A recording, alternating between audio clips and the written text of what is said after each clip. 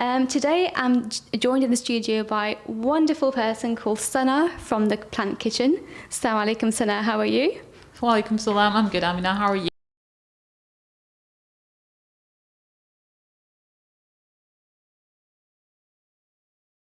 Today. Wonderful. I think the last time we were here was during Ramadan, and we had our first shows then, and it was really good. We sparked some great conversations, we got the ball rolling, and we're just really glad to be back here and talk about other really important issues. Of course, absolutely. And yeah, we had a really good show about food waste back in Ramadan. It was nice. And today we are going to talk about plastic. Plastic indeed. Plastic. And specifically Plastic-Free July, what it's all about, and what we can do to reduce our plastic use. Now, many of our listeners might have been more aware in the past few years, the mainstream media has been reporting more about plastic, the harms it causes.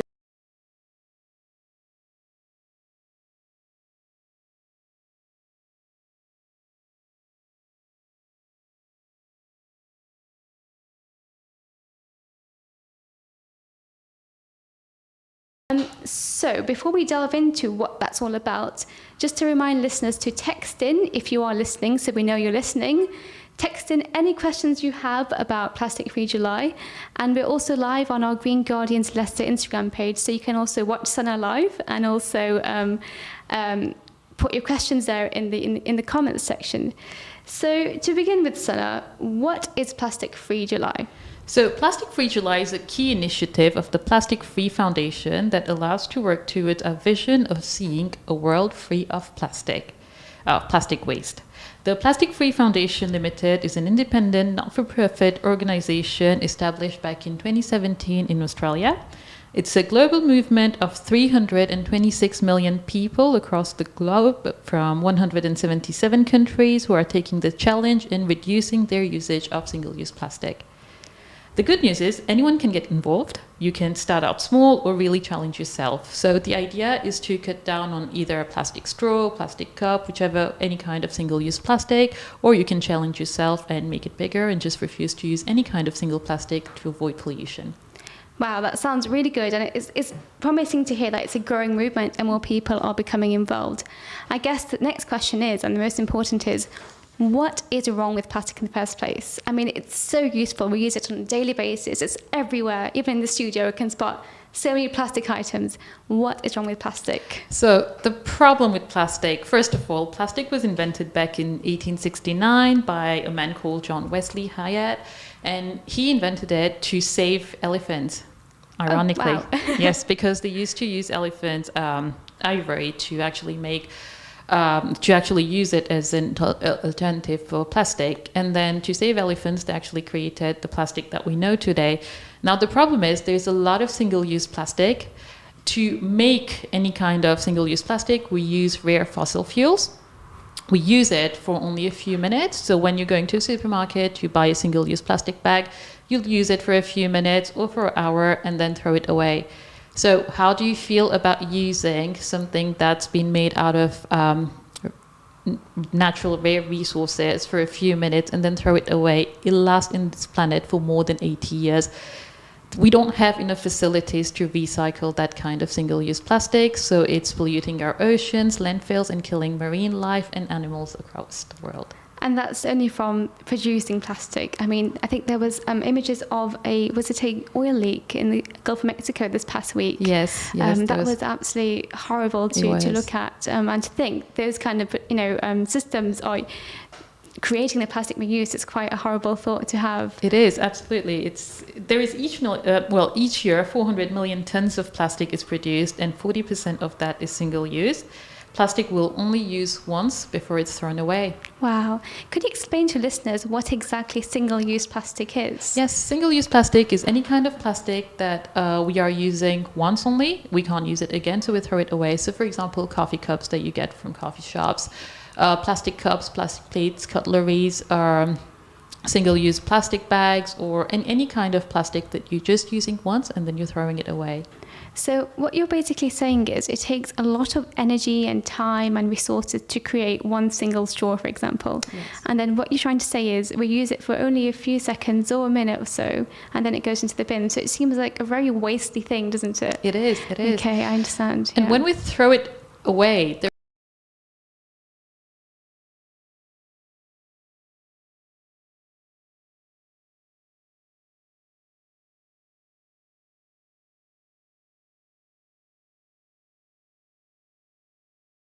eat it and probably die from it because it's not food, it's plastic. And Okay, so hang on a second there. So both of us are based in Leicester City. Yes. Both of us have, we have the orange bag recycling scheme where we can put a lot of different plastics in the so-called recycling scheme. Yes. Are you telling me that ends up in landfill somewhere?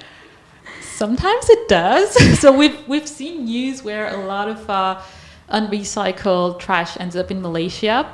Okay. And now in Turkey.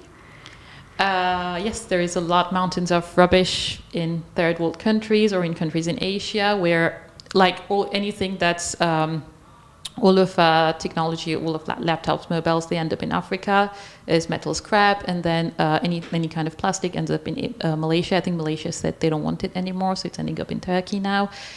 Not all of it can be recycled, and it will be eventually dumped in oceans, killing marine life. My goodness. And And polluting our oceans. that's really disturbing. And I think I remember seeing an image recently of, was it a yogurt tub on a Turkey beach from one of our UK mainstream supermarkets? And I thought, what is a yogurt tub from, that supermarket doing on a beautiful beach in Turkey, but no Yeah. longer beautiful because of the plastic that has ended there? That's very, very interesting. So that's what is wrong with plastic. Okay. So I know you've had a lot of experience with plastic and specifically plastic pollution. You've seen firsthand the effects. Could you tell us a bit more about that? Yes, so it was back in June 2018 when I went to Sri Lanka for a volunteering program. And the project was to save sea turtles. So we were on the beach helping sea turtles, protecting their eggs and all that kind of work.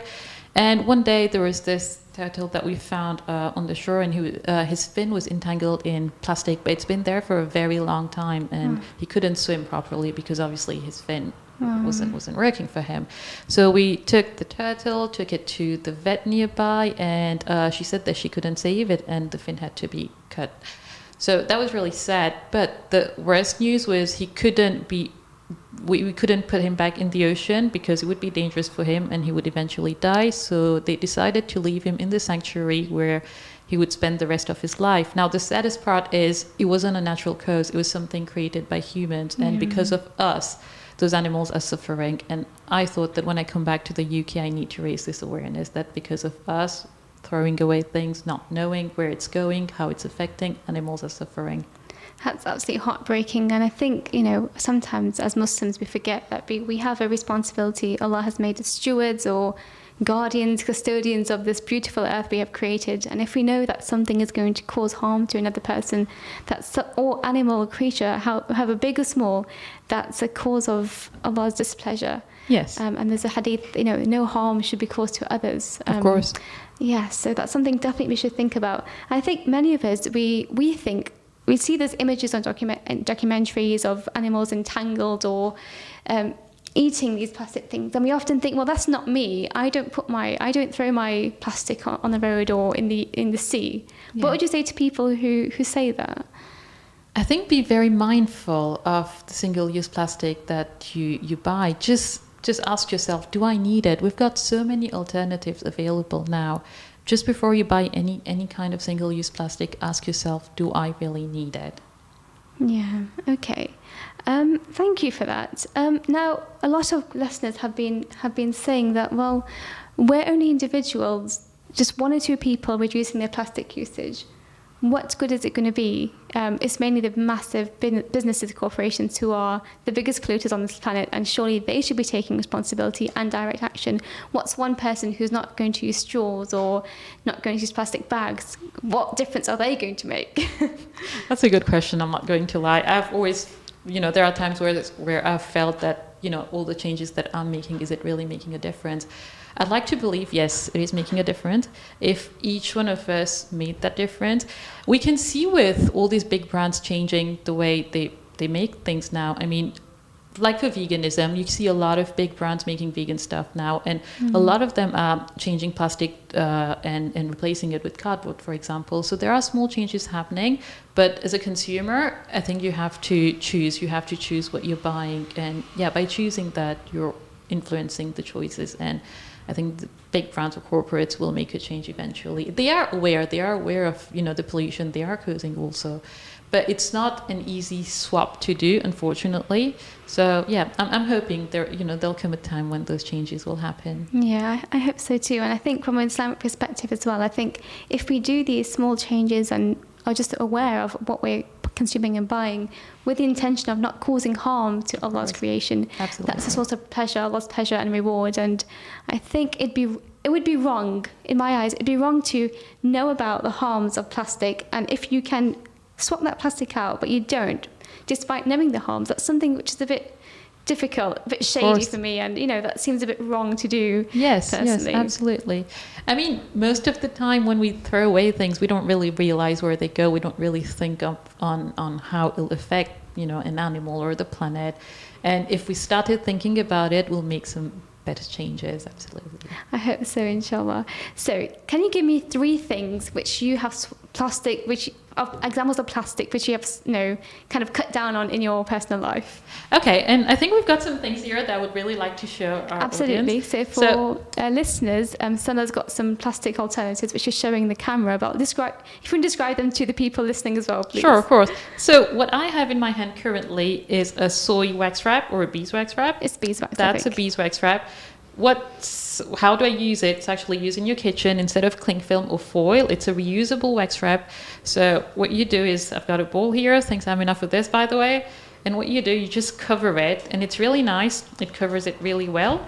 You can see what I'm doing here. So using the warmth of your hand, you kind of mold the cloth to cover something. And I think it looks a lot prettier than cling film, in my opinion. It does. And it's zero waste. You're saving the planet, and you can wash it and reuse it again. It's amazing. Once it does lose its stickiness, what can you do with that?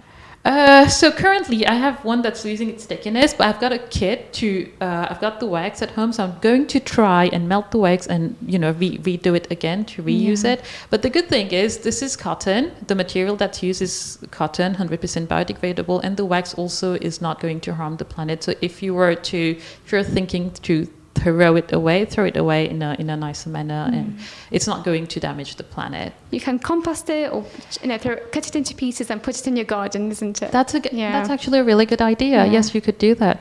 I think beeswax wraps are also really handy to cover food in. Could you just show the listeners how to cover an apple? Didn't see the point of covering a whole apple, but just for purpose of demonstration. I've got another one that's really nice, and I've got an apple here, so I'm just going to cover my apple like that, and it's done. And you can make cute pouches. My husband has been using these wraps.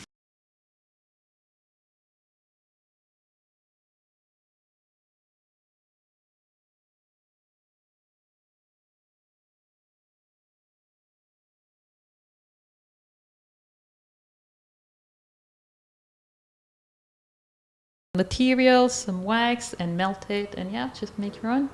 Right, so what do we have next over there? So we have another useful thing. That's a metal straw. So instead of using a plastic straw, you can use a metal straw. Keep it with you in your handbag, in your car, and you can reuse it every time you're getting a takeaway. Just use your metal straw. Yeah. I think we have to just be brave enough to tell the people we're buying our food from, I don't want the straw. Yes, absolutely. And I think we can see that a lot of them are changing into paper straws also. Yes. But if you were to have your metal straw, you can also be zero waste, because paper will be eventually thrown away, but you'll have a metal straw and it's zero waste, protecting the planet at the same time. Okay. What else? We have a shampoo from Lush. So it's a shampoo bar. Instead of using shampoo bottles, because you'll be throwing away that bottle, this is a zero waste idea. You get the Lush bars from Lush, or you can get shampoo bars from any zero waste shop. You can use it, Oops, I thought I had a question. Sorry. You can use it, and yeah, it's really good for the planet, and it's not toxic. And it works like a normal. So I think I've had a really good experience with shampoo bars. Smells nice. It smells lovely, doesn't it? They lather up really well. Yes. And they last for, I think I wash my hair quite often, like 6 or 7 months. And they take up less space. So even if traveling or going away somewhere, you don't have a huge bottle of shampoo in your luggage. You just have a small little bar, and it's perfect. Yeah, I think traveling and having zero waste stuff is so convenient because it's taking less space, and it's just convenient. Definitely. Right. So what else do we have there? I have one more thing. I think that's the last thing we have. So we have a cotton bud, a reusable cotton bud. Do you want to tell us the material that's made with? I'm not sure actually what it's made of, but I was given it as a gift by my sister, who knows I'm a bit addicted to cotton buds. And you can use this over 1,000 times, and it comes in a very cool little case. I know. Look, this is the case, and you can actually cover it and protect it from dust or anything. And I think it's quite cool. I think these make fab gift ideas as well. I know it does. Yeah. It's really convenient. And there's one more thing. A water bottle. Yes. Like, how cute is that? It's one from Chili's, actually. It's really nice. It's one green bottle. It's amazing. You can have it with you, so you stop buying single-use plastic bottles. Yes. And you're saving the environment. Absolutely. I mean, I was litter picking on Saturday with the Green Guardians in Spinney Hill Park, and we came across a lot of water bottles. Yeah. And it's just, if everyone just invested in one bottle, Of course. or just reuse a plastic bottle, there's nothing wrong with doing that as long as you keep it clean. It works just as fine. Of course. Yeah. So, Sana, can you give your top 3 tips to listeners on how to reduce their plastic use? First of all, I think the easy swaps that you can do is plastic bags. Have in your car or in your handbag some reusable tote bags that, whenever you're going to supermarkets or anything, have your bags with you so you're not spending 5p or 10p to buy another plastic bag. They'll probably sit in your house, or you'll end up throwing it away. So yeah, that's one easy thing. You can have a plastic bag. A reusable bag, not a plastic bag. But what about the bags for life that you get in supermarkets? Would you suggest people use those? You mean the reusable bags for life? Yeah, you can use them. And also about the single-use plastic, shops like Asda and Sainsbury's always collect their bags back. And I know that Sainsbury's has got a really nice recycling scheme. Mm-hmm. So even if there are scenarios where you have forgotten your bag and you need to buy a single-use bag, get that and give it back to Sainsbury's, because they will definitely recycle it, for example. That's great. But always having a reusable bag, it's convenient, and it saves you money. Even though it's 5p, it saves you money. Definitely. And I think I know that most supermarkets, if your bag for life does break, they'll take it back for free and give you a new one. Yes, a new one, yes. So if your bag does tear, don't chuck it away. Take it back to the supermarket, and they'll be more than happy to get you a new bag. Yes. So plastic bags are the first tip that you've suggested. What are the other 2? The second one is having a cutlery pouch in your handbag. So whenever you're getting food, takeaways or anything, they always give you the single-use plastic cutleries. Say no to them. Have your cutlery pouch that's with either wooden spoon or metal spoons, and you can rewash it. You can reuse it. I always have one in my car, so yeah, it's quite convenient. And the third one, I would say, I'm a coffee drinker, and wherever I stop, I will always stop for a coffee. So having a coffee cup in your car, it's quite amazing, because you can just ask to any coffee company to just use your cup rather than using a single-use cup. So there's some questions for that one. I think some listeners might feel a bit embarrassed, or how do I approach the barista telling them to use my own coffee cup? Have you received any kind of negative, responses from any people? No, actually, they're more than happy. I think they're saving their cups. So they're more than happy to give you coffee in your own cup. I'll just go and ask. I mean, they usually see me walking in with my cup, so they know. Yes, I think if you make that a bit normalize it. Yes, and I think it's quite normal. I've done that so many times in Leicester, and yeah, it's normal. It's the new norm anyway. That's great. And what about the reusable cutlery? So I think many people would be embarrassed to say, can you just leave the forks out and spoons out? I've got my own. What would you say to those people? What was your first time telling the people at a takeaway or something not to include the spoons? Can you remember that first time? Yes. But I also had an incident in London on Saturday when the lady gave me a plastic spoon, and my first reaction was, that's plastic. And she looked at me and she's like, well, how are you going to eat? And I was like, it's fine. I've got something in my bag that can be used. But yeah, I think the first time was, again, in 2018 when I was making those changes. And we used to have a local fish and chips shop in where I used to live, and when I make the changes, they found me really weird. They said, "But you used to buy before," and I said, "Yeah, but I don't want it now. I don't want to throw it away." And eventually they understood, and every time we went in, they used to joke, and they're like, "It's fine, we won't put any in your bag." That's great. And I think hadn't you sparked that conversation, those thoughts wouldn't have come through their minds. So I think those small interactions, although embarrassing and a bit, funny at first, actually can create change slowly and surely. And yeah, those small little interactions are really important to spreading the message. So good on you for that. I know a friend who went to her local butcher's. I know you don't eat meat now, but butchers obviously give chicken or whatever in plastic bags. So she took her own tub there. Yes. The butcher did laugh at her at first, and hats off to her. That was a really brave thing to do. But eventually, he's obviously selling her his meat. So he did put her meat in her reusable plastic tub. Yes. And yeah, that went fine. So I think for many listeners, if they're thinking, "Go, that's a bit too much. I couldn't possibly," just go for it. What's the worst that can happen? They'll probably say no, but I think most of them do say yes, and they're happy to do it. So just ask. Yes. If you don't ask, you don't know. So just ask. And most of them are really kind, and people care about the planet, so they are making that effort. Yes, absolutely. Have you got any stories of how you've influenced friends and family who've made swaps to non-plastic alternatives? Yes, so I do have my Instagram account, The Plant Kitchen, where I'm constantly talking about reducing plastic in your life. And yes, I've got so many friends who are making changes, family back at home who are making those changes. And my mom always tells me, "Sana, I didn't buy a plastic bag today. I had my reusable bag." And I'm so proud every time she tells me this. Bless. I felt on last Eid, I felt a bit like the plastic police, and my family were like walking on eggshells around me, and I was like, "Look, we're all on this journey together. I'm not going to tell you off for using plastic plates. Yes. We're all struggling together." But it was nice to see the effort they were making. Of course. So we used normal plates rather than plastic plates, and my cousins were like, "Oh, I wasn't sure what to get you as an Eid gift, but here's something. I didn't wrap it up either." And hadn't I talked about these issues, it wouldn't have happened. So as I said, just talking about it, it raises people's consciousness about this topic. Yes, absolutely. It does make a difference. It does make, you can see it in your family surrounding that, they are conscious of the plastic consumption. Yeah, that's really nice. Alhamdulillah.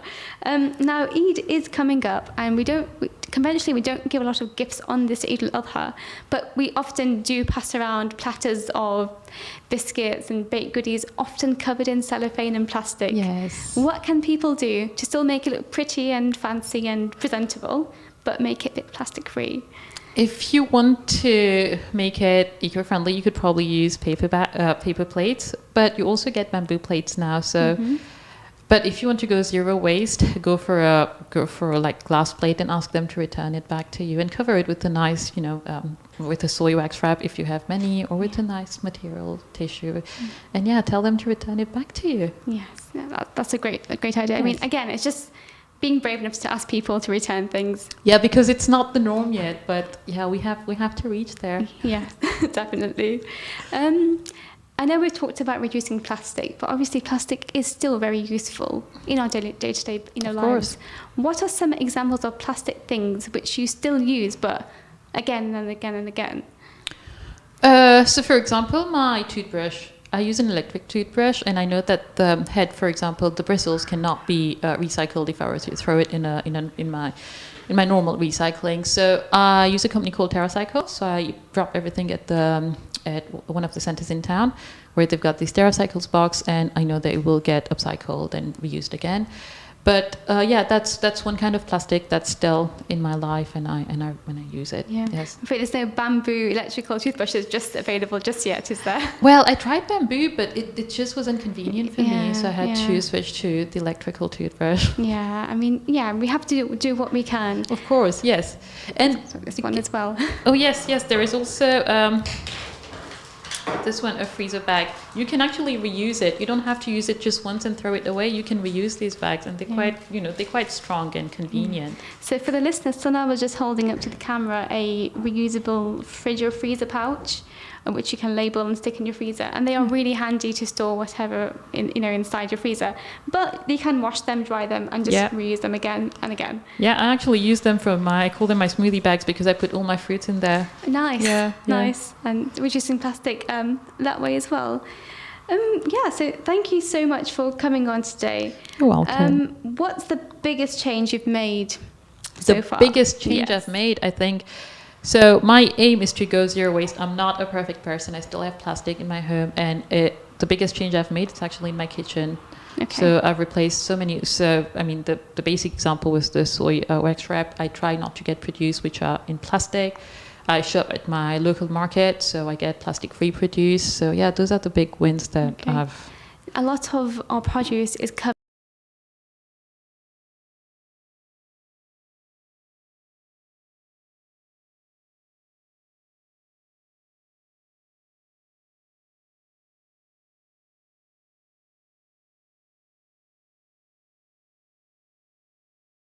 Than the wrapped one, and it just doesn't make sense. And I've written emails to those companies. I've never received response. But yeah, no, I get it that it can be difficult, but do the changes that you can. It's okay. Nobody's pushing or forcing, but just do the changes where you can, and that's fine. Yeah. When we say go plastic free, we don't mean that you throw away every single piece of plastic that you have in your house, because you'll be polluting more of the planet. Just reuse it, repurpose it as much as you can. Absolutely, and I think that's really important. I know many of us, at home we've got a massive drawer full of plastic tubs which we use again and again and again. Yes. Yogurt tubs which have come in so handy at an occasion. So listeners, don't feel that you need to go on a plastic, witch hunt. It's absolutely not the case. You'll be hurting the planet more. Oh, we bought loads of reusable coffee cups to teachers as leaving present at the end of the year. That someone called Cornerstone, and they loved the fact that the kids were so well sealed. Bonus when carrying hot drinks around. Absolutely, it's the small changes that you make, but it's so useful and it's so important to make those changes. And that's a great gift idea. Yes, always give reusables. I love that. Yeah, and that weird person who just gives people reusable gift items. Here you go. I'm that person. That makes two of us then. That's amazing. What were you saying before that? Lost my train of thought. What were we talking about before that? So yes, the free produce, the plastic-free produce. Yes. So listeners, please don't feel like you have to take out every plastic thing at home. Just do what you can and reuse whatever plastic you have. I know people who reuse cling film and foil. And it's okay. That's great. Yes, absolutely great. So you've taken us through your produce. What about the different areas of your kitchen? What else have you kind of swapped? So instead of using, for example, a kitchen roll, I've got this cotton tissue napkins that I can reuse. So yeah, I've got that, and it's quite convenient. So I've got soap bars rather than using like a liquid bottle. And even for my dishwasher, I've got plastic-free taps that I can use rather than the ones covered in plastic. So yeah, it's those small changes. In my bathroom, my face wash is a plastic bottle that I'm reusing. But yeah, apart from that, it's soap. Even for my shampoo, as I said, I've got a Lush shampoo bar. So yes, that's quite convenient. That's great. And I think there's also lots of online businesses popping up now who offer refill options. Yes. So I've been searching for quite a few weeks on this, and there's quite a few who will deliver to your door a big refill bottle, and then you return the plastic bottles to them. Yes. So it's like a closed loop. Unfortunately, these services tend to be still more expensive than the conventional ones in supermarkets. Absolutely, they are. They are very expensive, and I think that's the problem with when you're trying to cut down on plastic. It's the price. Yes. The price, and finding those things, that's a big problem. I agree with you on that. So yes, something that we hopefully will become cheaper in the future and more accessible for everybody. Okay. Yes. So Sana, it's been an absolute pleasure to have you on here today. And we'll be here, both of us, next week talking about meat consumption with Eid al-Adha coming up. That will be a very interesting conversation. It will be, yes. And I hope listeners will tune in as well. So any last tips or pieces of advice for our listeners? any small changes that you're making, it does count. You don't need to make big changes. Start with small changes. It does count. And yes, absolutely. All the best on your using less plastic journey, and you are making a difference. You're making a difference. And obviously with the right intention, inshallah, it's a source of reward. Inshallah, yes. Where can listeners or viewers find your work or your lifestyle changes? So I have an Instagram account named The Plant Kitchen. You can always follow me on that page and learn all about my work. Brilliant. Thank you. Thanks to you. Assalamu alaikum. And I think joining us next is Chris Desai from U Ocean Leicester. Wonderful. Thank you, everyone. Okay. So that was Sana from The Plant Kitchen. Next in the studio, we have the amazing Chris Desai from the U Ocean Project. He's just setting up his camera right now, but he's live on air. Hey. Hi, Chris. How are you doing? I'm good. How are you? Not bad, thank you. So tell us about yourself. I know you've got a lot to do with plastic pollution. Oh, it's all yours. Tell us about your life journey to what you're doing right now. Yeah, sure. Thank you for having me to start with. Appreciate it. So I'm part of U Ocean Leicester. We're a national organisation called the U Ocean Project. The idea is that we're going to remove 1 billion kilos of plastic from the UK waters by 2030. So we have different chapters all over the country that go out every single week. We basically go on boats, we do it by hand, we do it by pickers, and that's it. So the idea is that we stop ocean plastics. 80% of all plastic, generally starts in land that they find at sea. Wow, that's a very, very big goal you have. How did you get to that point though? At what point in life did you realise plastic pollution is a problem? Do you know what? I think it's one of those things that comes with age.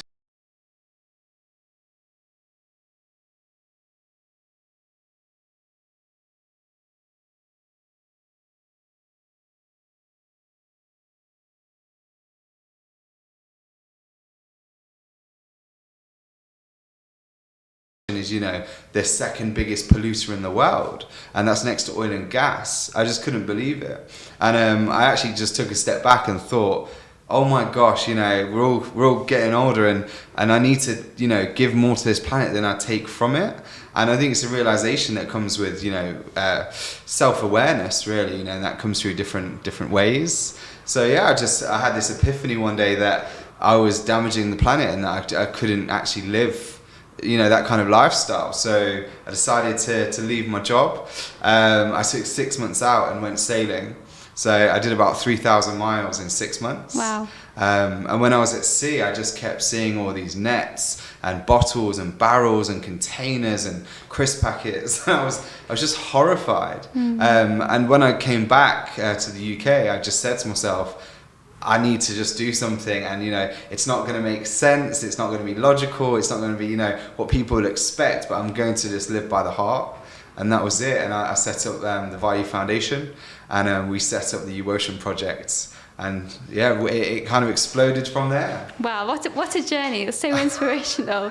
But on your travels, can you remember the most distressing sight in terms of plastic pollution? Could you share that with us? To be honest, you will see these horror stories, with basic things where you see, like a fish inside gloves and things like that. I actually haven't seen anything like that as per se. It was more so when we was on the beaches, we were just seeing carcasses of birds. Oh, and you just see so many pieces of plastic inside the stomach.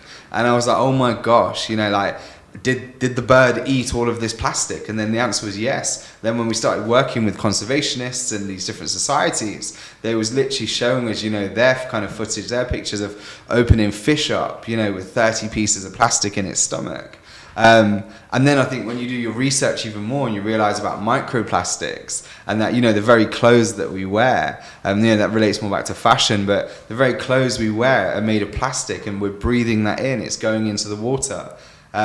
Every time you wash your clothes, you're literally putting millions of particles into the water system, which, most people don't realize that microplastics are just as bad as big pieces. Absolutely.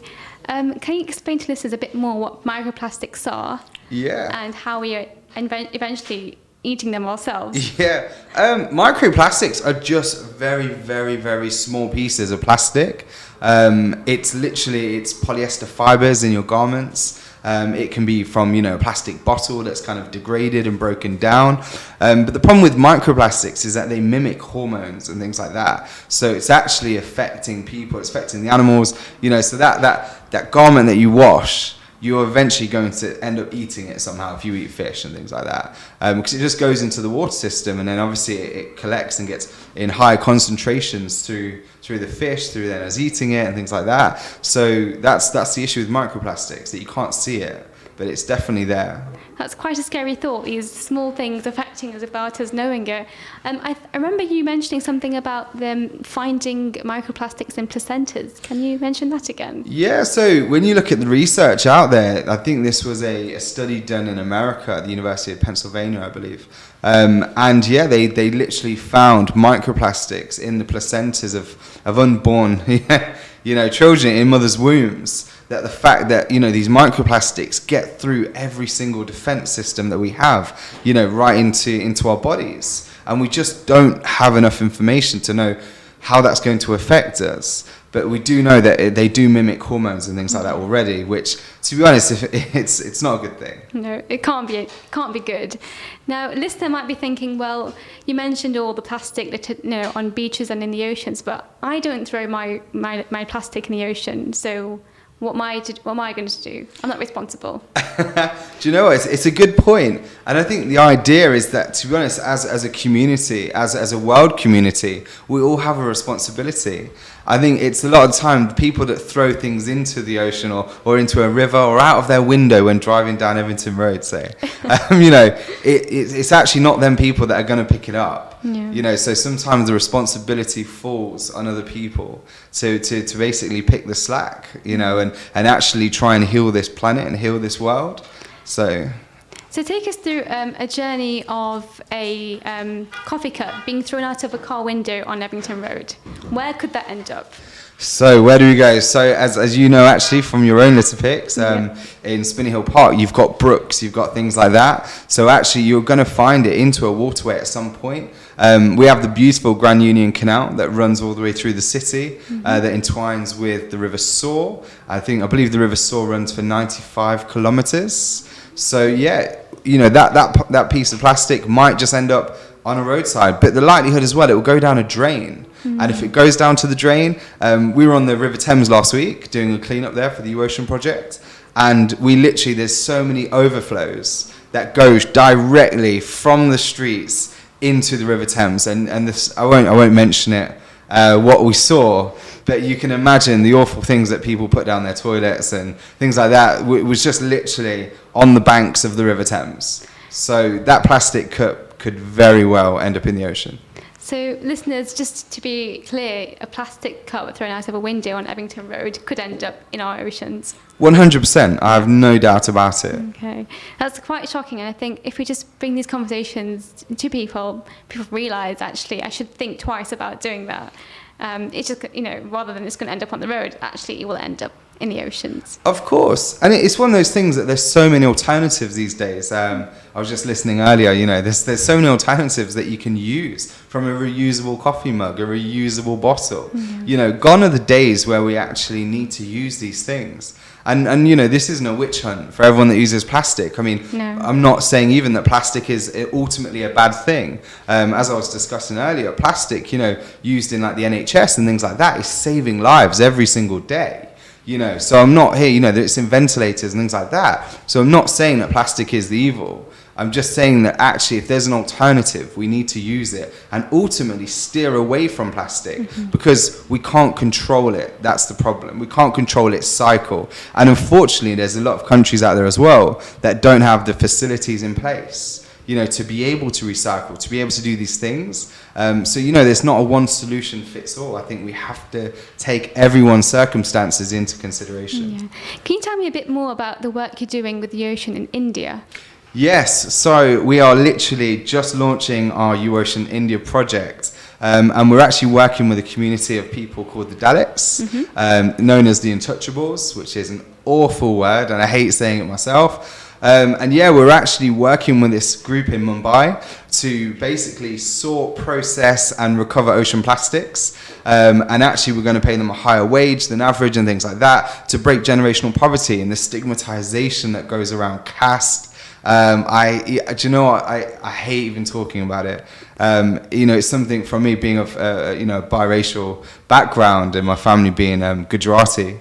It's that same conversation that I've heard from grandparents and people like that. It's just saddening. So the idea, is that someone is better than someone else because of their birthright is ridiculous. We're all equal, regardless of race, religion, gender.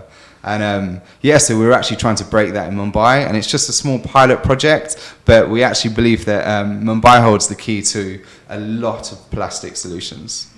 I wish you all the success in that. It sounds like a really good project, and hope it goes well. Thank you so much. So more towards your local projects, what have you been doing in Leicester? I know you do some things in Leicester. What exactly is it? So with the Ocean Leicester project, we've started off around 6 months ago doing cleanups. Absolutely phenomenal, and actually thanks to radio, people like yourselves have really helped us. So we started doing cleanups down on Watermead Park in December, and literally when we first started we collected I believe 72 kilos. My goodness. Which equated to over 5,000 pieces in 2 hours. Wow.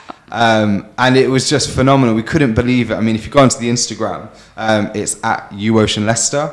You'll see the pictures of bottles, of plastic, of beer cans, of all the disgusting rubbish that has been left there. And we actually, some of our volunteers, they found crisp packets that were 26 years old. Wow. From Walkers in Leicester.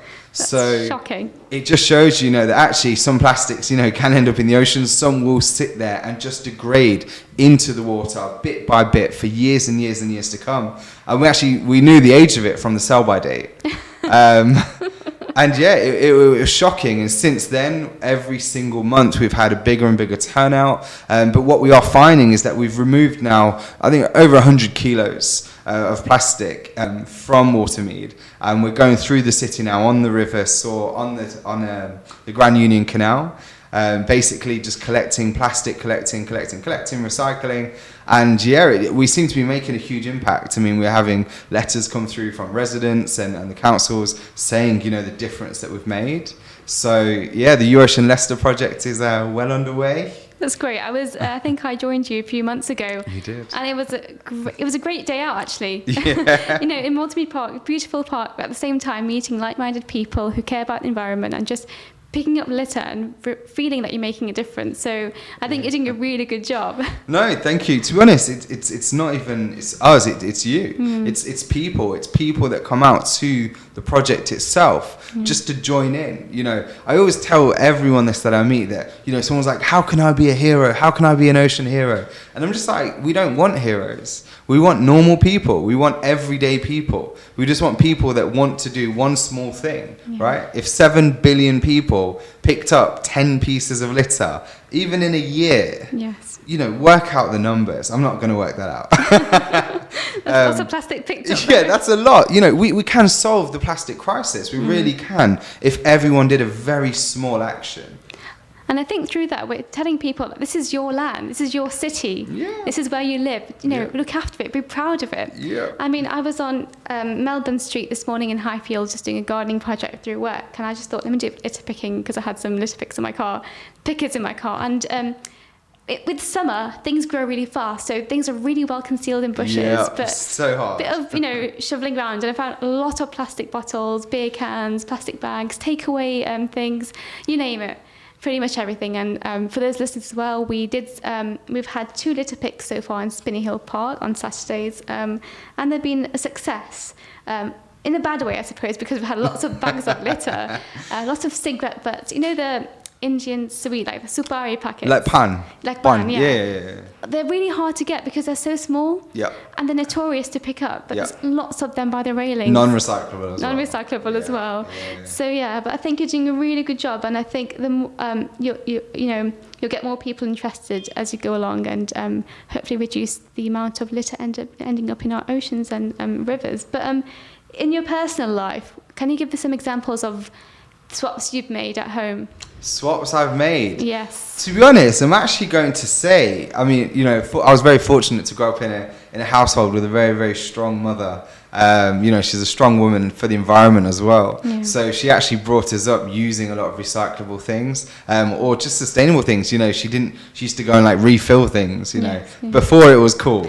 Yeah, I think all our grandparents used to. There's yogurt tubs and Yeah. refilled. And in their way, they were doing their bit for the environment before it was all, you know, so-called green. Yeah, exactly. And I think we have a lot to learn from that generation. Yeah, I think a lot of people think we need to move forward. We don't. We need to move backwards. Absolutely. You know, from the days where, you know, they didn't have plastic bags, you just took, you know, a tote bag, a cotton bag, a Hessian bag, you know, whatever it was, people took. So in my personal life, back to your question, I've not really swapped things out. I think I've actually just reduced or stopped using things. Okay. I think because most things I said in my house or given to me by my family are quite sustainable anyway. But yeah, I think I've just actually stopped certain things. Mm-hmm. And I think some of them things, I've always said I would like to eat organic. Yeah. And the problem is that a lot of the time, organic produce is put into single-use plastic packaging because they actually want to keep it away from the other groceries that have had pesticides and things like that. So it's actually, I've got to the point where I'll actually something non-organic just to stop the plastic. So it's not about really swapping it out. Well, it is, but it isn't, you know. It's a tough one because you want to, at one point, support organic food going. Yeah, of course. On the hand, reduce plastic usage. Where do you go? And there's so many angles to look at it from, isn't it? There's only one answer. That's to live off grid and grow it yourself. If only we could all do that. Oh, amen. Yeah. So you've just cut out plastic. That's good. For people who are listening, what are some things which you think people should really try to cut out, especially living in the West, which we can do? What would you suggest? I'm going to suggest one thing, and I think it's prevalent right now because of lockdown, because of COVID-19, things like that, is takeaways. Okay. Everyone, and I mean, this goes across the board. This goes from rich, poor, small, old, anything, you know. Everyone eats takeaways. Yeah. You know, even if it's once a month, at some point you will have eaten a takeaway. You know, whether that's a tea from across the road or Bombay Bites, you know, something. And basically, I think what people should do is just actually, when they're ordering their takeaways, speak to them and say, listen, can you do it in a sustainable packaging? I don't want, and you know this from Melton Road, from Belgrave Road, from Everton Road, everyone uses the typical plastic containers and we wash them out, we keep them, we've got 50,000 in the cupboard, you know, and your grandma's like, yeah, you know, you'll need them one day. They do come in handy though. You know, and I think, the idea is, you know what, let's actually just try and swap it out. Let's say to them, you know, ask them on the phone, you know, speak to them on TripAdvisor, like a review site, things like that, Trustpilot, you know, actually say, have you got sustainable packaging? Have you got biodegradable, you know, bags? I don't want plastic forks being put into my bag. You know, stop making these demands and people will listen. You know, they want business. We all want business, right? So it's very much that they're going to do what you say if enough people say it. So we need to unite together and just say, look, I don't want a plastic bag. I don't want a plastic cup. I don't want a plastic tub, and I don't want plastic cutlery. I think that's the answer. I think you'd have to be a bit brave to do that. I was speaking to Sana earlier, and just being brave enough to say, actually, here's my coffee cup, or can you leave that plastic utensil out my bag? Yeah. It might be a bit difficult for some people. They could be a bit embarrassed in front, you know, a shop full of people ordering food. Of course. To say, actually, leave the plastic fork out. Yeah. I'd say to listeners, just go for it. Just what's the worst that can happen? Do you know what I think? If you need motivation to be able to say something like that, and I fully understand it, it can be, you know, quite daunting. Yeah. I think if you need motivation, you just need to look at the planet. Yeah. You know, this is your home. This is where you live. If you want to protect it, you need to fight for it. And if you can't say no, then you don't deserve to live in it, right? You need to be able to protect it. That's certainly thought-provoking. Yeah. I think you mentioned COVID. I think along with takeaways, I think masks. I don't know why, but in Spinney Hill Park we found lots of masks hanging on trees, like a mask tree. Don't know why. So if people can use reusable cloth masks, a lot better. And the gloves as well. I see them a lot strewed around car parks and pretty much everywhere, unfortunately. Yeah. I think there's a big balance to be had, and I think that's one of the issues that, you know, plastic, this is what I was saying earlier, plastic plastic is saving lives, but at the same time it's taking lives, you know, with wildlife and things like that, and ultimately our own. So I think it's one of these things that, we need to find alternatives that don't risk your health. You know, it's great, you know, you need to be still using masks and things like that, and gloves if you're at risk. But if possible, use sustainable versions of them. Yeah. Thank you, Chris. Chris Desai, it's been an absolute pleasure having you on our show today. Where can people find you on Instagram? So you can find us at UOcean Project, which is U and then Ocean Project. And then you've also got www.theuoceanproject.com or UOcean Leicester. And when's your next litter pick? It's going to be on Saturday the 3rd of next month, and we're going to be on boats. Brilliant. And for Green Guardians Leicester, our Instagram is Green Guardians Leicester. Please follow us and look out for our next litter pick. Thank you everybody for listening, and I'll speak to you next week. Thanks so much. Bye-bye. Bye.